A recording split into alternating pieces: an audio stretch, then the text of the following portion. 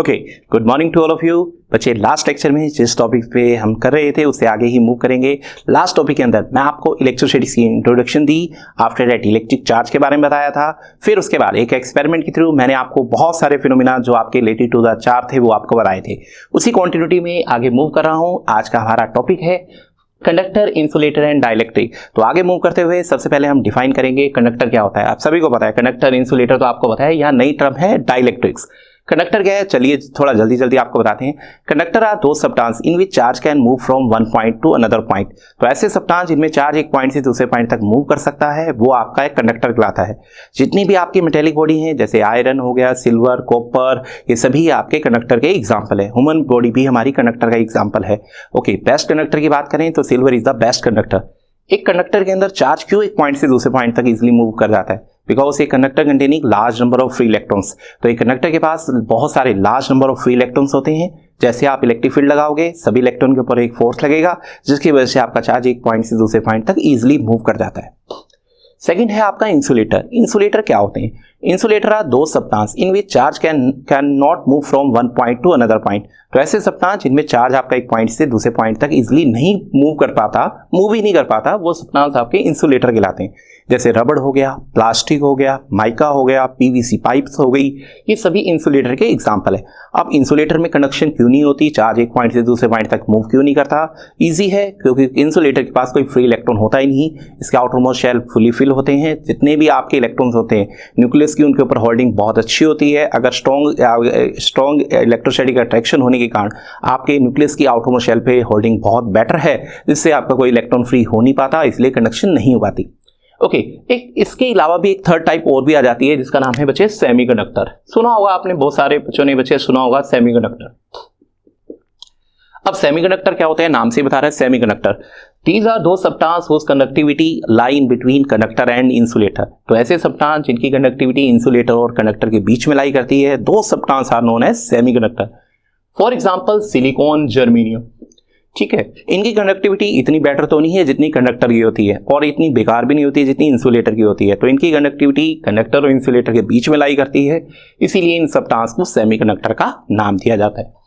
Okay, यहां बच्चे मेरा अल्टीमेटली जो आपको मोटो था वो बताना था डाइलेक्ट्रिक्स के बारे में। डाइलेक्ट्रिक क्या है आपके लिए नई चीज है, बड़ी इंपॉर्टेंट चीज है। इलेक्ट्रोस्टैटिक्स से रिगार्डिंग बहुत इंपॉर्टेंट एक टर्म आती है जिसका नाम है डाइलेक्ट्रिक। अब डाइलेक्ट्रिक है, डाइलेक्ट्रिक आर बेसिकली इंसुलेटर। ये होते तो बच्चे बेसिकली इंसुलेटर की ही टाइप है,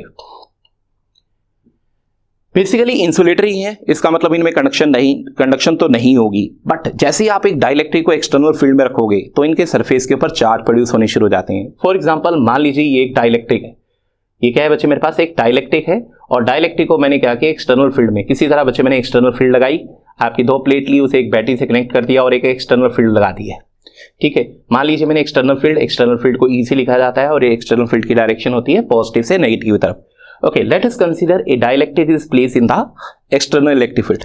जैसे आप एक डाइलेक्ट्रिक को एक्सटर्नल फील्ड में रखेंगे तो क्या होगा, जैसे आप एक डाइलेक्ट्रिक को एक्सटर्नल फील्ड में रखेंगे तो डाइलेक्ट्रिक में, क्योंकि डाइलेक्ट्रिक आर बेसिकली इंसुलेटर है, तो इट्स मीन क्या होगा, कंडक्शन तो नहीं होगी। अब इसका मतलब कंडक्शन तो होने वाली नहीं है, इसमें कंडक्शन नहीं होगी तो क्या होगा, कंडक्शन तो नहीं होगी। बट जैसे आप एक डाइलेक्ट्रिक को आप एक्सटर्नल इलेक्ट्रिक फील्ड में रखोगे तो क्या होगा, दोनों फेस के डाइलेक्ट्रिक के जो दो अपोजिट फेस है उनके ऊपर आपके अपोजिट चार्ज प्रोड्यूस होने शुरू हो जाएंगे। यानी जिस साइड पॉजिटिव प्लेट थी उस साइड नेगेटिव चार्ज इंड्यूस हो जाएगा और जिस साइड नेगेटिव चार्ज था उस साइड पॉजिटिव चार्ज प्रोड्यूस हो जाएंगे। दिस फिनोमिना, ठीक है, दिस फिनोमिना, ये जो प्रॉपर्टी है यही आपका फिनोमिना, ये आपकी प्रॉपर्टी आपकी शो करते हैं डाइलेक्ट्रिक। तो डाइलेक्ट्रिक की डेफिनेशन क्या दे सकते हैं, dielectric are those insulating substance. Dielectric are those insulating substances in which conduction not taking place but they induce the charge when they are placed in the external electric field।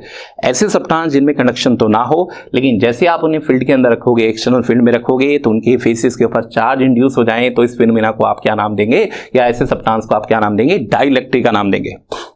Okay, अब अगर मैं आपकी छोटी सी एक और term आपको explain करूं, मान लीजिए बच्चे मेरे पास एक कंडक्टर है, ये मान लीजिए मेरी एक शेप है कंडक्टर की। ठीक है, एक कंडक्टर है और दूसरी मान लीजिए बॉडी मेरी इंसुलेटर है। मेरे पास दो बॉडी है, एक कंडक्टर है एक इंसुलेटर। मेनली आपका मैटर दो ही फॉर्म में मिलता है, कंडक्टिंग होती है, इंसुलेटिंग होती है। ओके, तो मैं एक कंडक्टर और इंसुलेटर को चार्ज दे रहा हूं। जैसे बच्चे मैं एक कंडक्टर को, मान लीजिए ग्लास रोड ले लीजिए और ग्लास रोड को सिल्क के साथ, आप सिल्क के पीस के साथ रब कर दीजिए। Let us consider we are taking a glass rod which are rub with a piece of silk. एक चार्ज ग्लास रोड को आप कंडक्टर से टच कीजिए, कंडक्टर से टच करेंगे तो क्या होगा, कंडक्टर के अंदर बच्चे देखिए जैसे आप टच करेंगे, क्योंकि कंडक्टर है, कंडक्टर में चार्ज एक पॉइंट से दूसरे पॉइंट तक इजीली मूव कर सकता है, तो जैसे आप इसे टच करेंगे यानी फिनोमेना ऑफ कंडक्शन करेंगे, जैसे ही टच करेंगे तो सेम चार्ज आपका क्या होगा, आपके पूरे कंडक्टर की होल सरफेस के ऊपर यूनिफॉर्मली डिस्ट्रीब्यूटेड हो जाएगा। लीजिए आपका यूनिफॉर्मली डिस्ट्रीब्यूटेड हो गया। लेकिन जैसे अगर आप इंसुलेटर को टच करेंगे, मान लीजिए मैंने इसे इंसुलेटर को चार्ज बॉडी को यहां पे टच किया, जैसे ग्लास रोड को यहां टच करोगे तो चार्ज सिर्फ उसी पॉइंट के ऊपर ही जहां टच करोगे वहीं ही प्रोड्यूस होगा, वो चार्ज मूव नहीं करेगा। तो इट्स मीन जब भी आप कंडक्टर को एक चार्ज बॉडी के साथ टच करेंगे तो जो भी चार्ज होगा वो आपका क्या होगा, यूनिफॉर्मली सरफेस के ऊपर डिस्ट्रीब्यूट हो जाएगा। और इंसुलेटर केस में जहां पे भी टच करेंगे चार्ज वहीं स्टैटिक सिचुएशन में रहेगा। ये बेसिकली डिफरेंस होता है कंडक्टर और इंसुलेटर के बीच में। ओके, मान लीजिए मेरे हाथ में बचे क्या है, एक कॉपर की रोड है, ठीक है। क्या आप इस कॉपर की रोड को आप क्या कर सकते हो, क्या आप इस कॉपर की रोड को आप चार्ज कर सकते हो? आंसर है नो, आप इस कॉपर की रोड को चार्ज नहीं कर सकते। तो क्या कीजिए, एक कॉपर की रोड को बच्चे, मान लीजिए मैं इस कॉपर की रोड को अपनी शर्ट के साथ रब करता हूं, ठीक है। रब यहां भी हुआ, मान लिया मैंने कॉपर की रोड है, वैसे तो प्लास्टिक है आप सभी को पता है, मैंने मान लिया ये कॉपर की रोड है और मैं इसे अपनी बॉडी के साथ टच कर रहा हूं। टच करने के बाद क्या हुआ, again due to force of friction charge तो प्रोड्यूस होंगे ही होंगे, बिल्कुल होंगे। लेकिन ये आपकी कंडक्टिंग जो कॉपर रोड है वो मेरी बॉडी के साथ कॉन्टैक्ट में थी, ये भी आपका कंडक्टर है, मेरी बॉडी भी कंडक्टर है, तो चार्ज इमीडिएटली फ्लो करते हुए आपके ग्राउंड में चला जाएगा। तो इट्स मीन आपका कभी भी इस प्रोसेस से, फोर्स ऑफ फ्रिक्शन से ऐसे आप कभी भी किसी कंडक्टिंग बॉडी के ऊपर चार्ज प्रोड्यूस नहीं कर सकते। बट अगर ये इंसुलेटिंग बॉडी, जैसे मेरे हाथ में एक मार्कर है, अगर ये इंसुलेटिंग बॉडी है तो मैं इसे रब करूंगा तो इसके ऊपर क्या प्रोड्यूस हो जाएंगे, चार्ज प्रोड्यूस हो जाएंगे। ओके, तो क्वेश्चन मेरा यहाँ पे यही राइज हुआ। मान लीजिए एक बॉडी है, मैं उसे रब कर रहा हूँ, रब करने के बाद मैं कह रहा हूँ कि ये बॉडी चार्ज होगी, अगर ये कंडक्टर होती तो मैं कहता चार्ज नहीं हुई। आप कैसे बता सकते हो एक बॉडी के ऊपर चार्ज है या नहीं है? इसके लिए आपको कोई ना कोई डिवाइस बनाना पड़ेगा, कोई ना कोई इंस्ट्रूमेंट बनाना पड़ेगा। तो इसी के रिगार्डिंग मेरा नेक्स्ट टॉपिक है, जिसका नाम है बच्चे, जिसका क्या नाम है, गोल्ड लीफ इलेक्ट्रोस्कोप। एक इंस्ट्रूमेंट जिसकी हेल्प से किसी बॉडी के ऊपर प्रेजेंस ऑफ चार्ज को, किसी बॉडी के ऊपर चार्ज है या नहीं है, उसकी प्रेजेंस को और उसकी पोलैरिटी को भी डिटरमाइन किया जाता है। तो मेरा नेक्स्ट टॉपिक मैं शुरू कर रहा हूं जिसका नाम है gold leaf electroscope. Gold leaf electroscope. तो लीजिए नेक्स्ट आर्टिकल शुरू कर रहा हूं, आपका बड़ा इंपॉर्टेंट आर्टिकल है, ओके, जिसका नाम है गोल्ड लीफ इलेक्ट्रोस्कोप, जिसके अंदर गोल्ड लीफ का यूज करके एक इंस्ट्रूमेंट बनाया जाएगा जिसकी हेल्प से हम प्रेजेंस ऑफ चार्ज, हम चार्ज की प्रेजेंस को and also determine its polarity, किसी की बॉडी के ऊपर चार्ज है या नहीं है और उसकी पोलैरिटी, चार्ज कैसा है, पॉजिटिव है या नेगेटिव है, उसको डिटरमाइन करने के लिए एक इंस्ट्रूमेंट बनाया गया जिसका नाम है गोल्ड लीफ इलेक्ट्रोस्कोप। तो पता लग गया, gold leaf electroscope is an instrument by which we can measure the presence of charge. Presence of charge, एक तो किसी बॉडी के ऊपर प्रेजेंस ऑफ चार्ज आप देख सकते हो, secondly also determine its polarity, आपका चार्ज पॉजिटिव है या नेगेटिव है उसको भी मेजर कर सकते हो। Also you can determine the potential difference between two body, आप दो बॉडी के बीच में पोटेंशियल डिफरेंस भी मेजर कर सकते हो इस इंस्ट्रूमेंट का यूज करके। तो गोल्ड लीफ इलेक्ट्रोस्कोप किसी भी बॉडी के ऊपर चार्ज की प्रेजेंस को मेजर कर सकता है, उसकी पोलैरिटी को मेजर कर सकता है और दो बॉडी के बीच में पोटेंशियल डिफरेंस कितना है ये भी डिटरमाइन कर सकते हैं with the help of gold leaf electroscope. चलिए गोल्ड लीफ इलेक्ट्रोस्कोप के बारे में पढ़ते हैं। इसकी अगर मैं आपको स्ट्रक्चर दिखाऊं, इसकी फिगर दिखाऊं, तो गोल्ड लीफ इलेक्ट्रोस्कोप में क्या होता है बच्चे, एक वाइड माउथ वाली बोतल होती है, जैसे कि मैं आपको फिगर में बना रहा हूं। लीजिए इसमें एक गिलास की बोतल लीजिए जिसके अंदर वाइड माउथ होगा, ये रहा, उसके माउथ के ऊपर एक इंसुलेटिंग कॉर्क को लगा दीजिए। तो मैंने क्या किया बच्चे, एक गिलास बोतल ली, ये मेरी गिलास बोतल है, ठीक है, ये गिलास बोतल है जिसके माउथ के ऊपर मैंने एक इंसुलेटिंग कॉर्क, एक कॉर्क को एडजस्ट कर दिया गया है। इसमें एक होल करके एक मेटेलिक रोड को बच्चे इसके अंदर इंसर्ट कर दीजिए, ठीक है। इसमें एक होल किया और इसके अंदर मैंने क्या किया, एक मेटेलिक रोड को इंसर्ट कर दिया। तो ये क्या चीज है बच्चे, मेरी मेटेलिक रोड या मेटल रोड लिख सकते हैं, डन। इस गिलास बॉटम के जो बेस है उसके ऊपर एक कंडक्टर की स्ट्रिप लगा के मैं उसकी ग्राउंडिंग कर देता हूं। लीजिए मैंने इसकी क्या की, ग्राउंडिंग कर दी है। ग्राउंडिंग का मतलब क्या होता है, अगर आप किसी भी चार्ज बॉडी को वायर के थ्रू ग्राउंड से कनेक्ट कर देते हैं, यानी चार्ज बॉडी के चार्ज को अगर ग्राउंड से शेयर कर दें किसी भी फिनोमेना से, एक्चुअल कॉन्टैक्ट के द्वारा, वायर के द्वारा, then this phenomena is known as grounding. तो ये है बच्चे ग्राउंडिंग का सिंबल। तो मैंने इसके ऊपर कोई भी चार्ज आया तो मैं उसे क्या करूंगा, मैंने ग्राउंड के साथ शेयर कर दिया। तो मैंने क्या लिया, सबसे पहले वाइड माउथ वाली एक बोतल ली जिसकी नेक के ऊपर एक कॉर्क को एडजस्ट कर लिया, एक होल करके इसके अंदर एक मेटेलिक रोड को बच्चे इंसर्ट इसके अंदर फिक्स कर दिया। एक एंड के ऊपर तो बच्चे क्या कीजिए, इसके इस एंड के ऊपर तो एक मेटेलिक डिस्क अटैच कर दीजिए। एक मेटेलिक डिस्क को इस एंड के ऊपर अटैच कर दीजिए and at the another and, जो दूसरा एंड है उसके ऊपर गोल्ड की 2 लीफ, गोल्ड की 2 लीफ, ये क्या है बेटा, गोल्ड लीफ है। अब क्वेश्चन ये राइज हो रहा है कि हम गोल्ड लीफ ही क्यों ले रहे हैं। गोल्ड लीफ का मास पर यूनिट एरिया बहुत ही स्मॉल होता है and they immediately respond to the electric forces. आपका मास पर यूनिट एरिया बहुत स्मॉल होने के कारण ये आपके चार्ज को इमीडिएटली रिस्पॉन्ड करती हैं। अगर रिस्पॉन्ड करेंगी तो बड़ी क्विकली रिस्पॉन्ड मिलेगा, तो आपको इमीडिएटली पता लग जाएगा कि इस बॉडी के ऊपर चार्ज है या नहीं है। अदरवाइज अगर आपके पास गोल्ड लीफ अवेलेबल ना हो तो आप सिल्वर फॉइल से भी आप ये इंस्ट्रूमेंट करवा सकते हैं। एक और काम भी कीजिए, 2 टिन के पीसेस ले लीजिए और टिन के पीसेस को इनके लोअर बेस के ऊपर फिक्स कर दीजिए। ये मैंने क्या लिया, टिन, ठीक है। टिन को बचे क्या कि इसके लोअर फेस पे आप कनेक्ट कर दीजिए। लोअर फेस पे अटैच करने से क्या होता है, इस इंस्ट्रूमेंट की सेंसिटिविटी इंक्रीज कर दी जाती है। तो अगर आपसे पूछा जाए भाई ये टिन क्यों लगाया है, तो increase the sensitivity of this instrument. Okay, किस तरह ये इंस्ट्रूमेंट वर्क करेगा चलिए अब समझते हैं। मान लीजिए मेरे पास एक ग्लास रोड है या चलिए मार्कर है, ये मार्कर को मैंने अपनी शर्ट के साथ रब किया तो उसके ऊपर कोई ना कोई चार्ज आया, मुझे नहीं पता कौन सा चार्ज आया। चलिए मैं ग्लास रोड के साथ पहले करता हूं, फिर मार्कर के साथ करते हैं।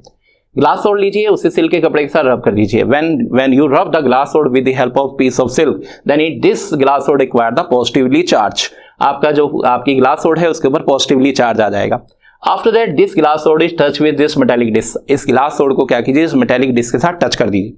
ओके, जैसे ही टच करेंगे तो क्या होगा बच्चे, फिनोमेना ऑफ कंडक्शन हो जाएगा and due to this phenomena of conduction the same charge are transfer on this metallic disc. जैसे आप टच करेंगे तो फिनोमेना ऑफ कंडक्शन हो जाएगा and due to this phenomena of conduction यही चार्ज आपका मेटालिक डिस्क के आपके ट्रांसफर हो जाएगा। मेटालिक डिस्क आपकी फर्दर किसके ऊपर, आपकी किसके साथ अटैच थी, मेटालिक रोड के साथ अटैच थी एंड फाइनली आपकी किसके साथ अटैच थी, गोल्ड लीफ के साथ अटैच है। तो यही चार्ज बच्चे आगे मूव करते हुए आपके दोनों लीफ के ऊपर, दोनों लीफ के ऊपर भी सेम चार्ज प्रोड्यूस हो जाएगा। जैसे ही दोनों लीव्स के ऊपर सेम चार्ज प्रोड्यूस होगा तो क्या होगा, ये दोनों लीव्स एक दूसरे को डाइवर्ज करेंगी, रिपेल करेंगी, इस तरह डाइवर्ज कर जाएंगी, फैल जाएंगी। अगर आपकी लीफ ने डाइवर्जेंस शो किया, इट्स मीन इस बॉडी के ऊपर चार्ज था। सेम फिनोमिना आप ग्लास रोड के साथ कर रहे हैं, एबेनॉइड रोड के साथ भी कर सकते हैं। एबेनॉइड रोड के ऊपर क्या है, व्हेन द एबेनॉइड रोड इज रब विद द पीस ऑफ फर। जैसे आप एबेनॉइड रोड को फर के साथ रब करते हैं तो उसके ऊपर नेगेटिव चार्ज होगा, टच करेंगे तो सेम नेगेटिव चार्ज दोनों पे चला जाएगा, वहां भी क्या आएगी, डाइवर्जेंस आएगी। In this way you can determine the presence of charge on any body. किसी बॉडी के ऊपर चार्ज की प्रेजेंस इस तरह आप मेजर कर सकते हो। अब देखना है कि आपकी, यानी पहला पॉइंट तो क्लियर हो गया, प्रेजेंस ऑफ चार्ज को कैसे क्लियर करता है। सेकंड है पोलैरिटी, ये पोलैरिटी को भी देख सकता है। मान लीजिए मैंने आपकी बात की थी आपके मार्कर की, मैंने मार्कर को शर्ट के साथ रब किया, अब मुझे नहीं पता इसके ऊपर बच्चे कौन सा चार्ज है, पॉजिटिव है नेगेटिव है, अननोन है मेरे लिए। मैं क्या करता हूं बच्चे, मैंने इस इंस्ट्रूमेंट को एक बार ग्लास रोड से कर चुका हूं, आपकी लीफ के ऊपर पॉजिटिव चार्ज ऑलरेडी है। अब क्या करना है, इस रोड को, जिस रोड को जैसे मार्कर है, आप इस मार्कर को क्या कीजिए, आपने रब करने के बाद अपनी शर्ट से रब कीजिए, रब करने के बाद इस डिस्क के साथ अटैच कर दीजिए। जैसे ही टच करेंगे अगेन फिनोमेना ऑफ कंडक्शन होगा, और कंडक्शन होने से क्या होगा, अगर आपकी लीफ ने डाइवर्जेंस पहले से इंक्रीज हो गई, मान लीजिए डाइवर्जेंस पहले से भी इंक्रीज हो गई, अगर डाइवर्जेंस इंक्रीज हुई तो श्योरली इसके ऊपर पॉजिटिव चार्ज होगा।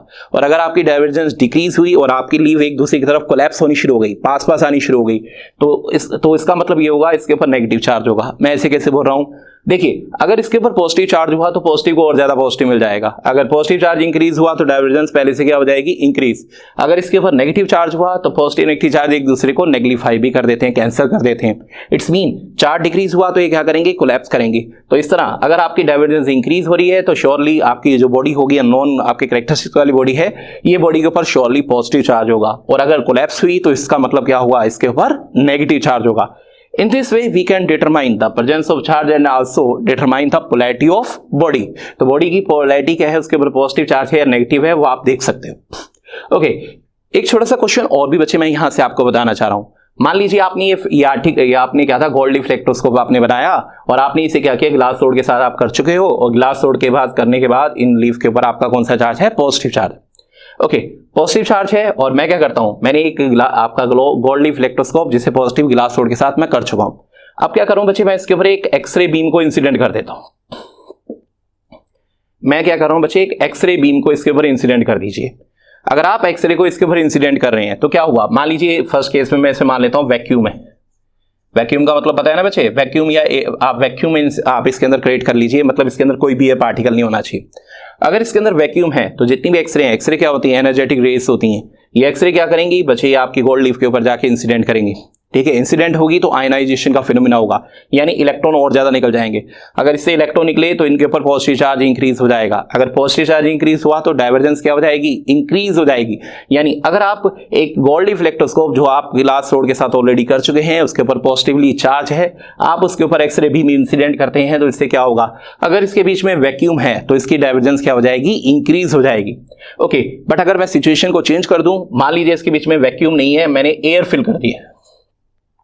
अगर इसके अंदर एयर फिल होती, मान लीजिए मैंने इसके अंदर क्या किया, एयर को फिल कर दिया, ठीक है जी, मैंने इसके अंदर एयर को फिल कर दिया। अब एयर को फिल किया, अगेन मैं एक्सरे रेस को उसके ऊपर इंसिडेंट करता हूं। एक्सरे बीम जैसे इंसिडेंट होगी तो क्या होगा, अब बचे एक्सरे बीम आपकी, ये जो आपके एयर के पार्टिकल्स हैं इनके ऊपर इंसिडेंट होगी। इंसिडेंट हुआ तो आपके एयर के पार्टिकल क्या हो जाएंगे, आयनाइज हो जाएंगे। आयनाइज होने से पॉजिटिव नेगेटिव चार्ज प्रोड्यूस हो जाएगा, जिसकी वजह से आपके इस मेटल के ऊपर जो पॉजिटिव या नेगेटिव चार्ज था वो क्या होगा, लीक होना शुरू हो जाएगा। अगर ये लीक होना शुरू हुआ तो चार्ज डिक्रीज हो रहा है, इसका मतलब ये दोनों आपके जो लीफ्स हैं एक दूसरे की तरफ कोलैप्स होनी शुरू हो जाएंगे। मतलब मैं एक्सरे ही बीम को इंसिडेंट कर रहा हूं, अगर एयर है तो ये कोलैप्स हो जाएंगे, और अगर आपकी बच्चे ये वैक्यूम होता तो क्या हो जाते हैं, डाइवर्ज हो जाते हैं। तो इस तरह बच्चे मैंने गोल्ड लीफ इलेक्ट्रोस्कोप और उससे रिलेटेड जितने भी फिनोमेना थे वो सारे के सारे आपको फिनोमेना आपकी इसके अंदर मैंने आपको बता दिए। ठीक है, तो ये था बच्चे आपका गोल्ड लीफ इलेक्ट्रोस्कोप।